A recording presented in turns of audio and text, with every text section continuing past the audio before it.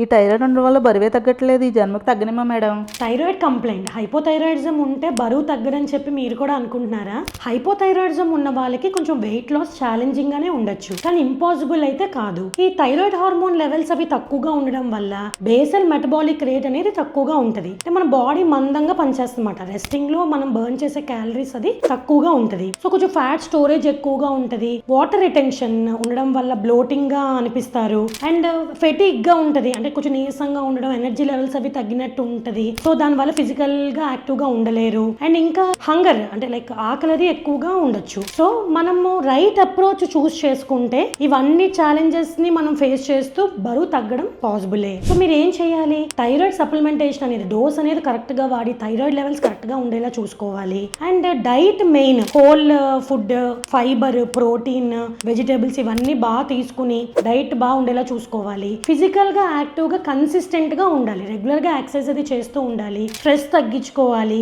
And sleep అది బాగా ఉండేలా చూసుకోవాలి. సో ఛాలెంజింగే గానీ ఇంపాసిబుల్ అయితే కాదు వెయిట్ లాస్ హైపోథైరాయిడ్ వాళ్ళకి.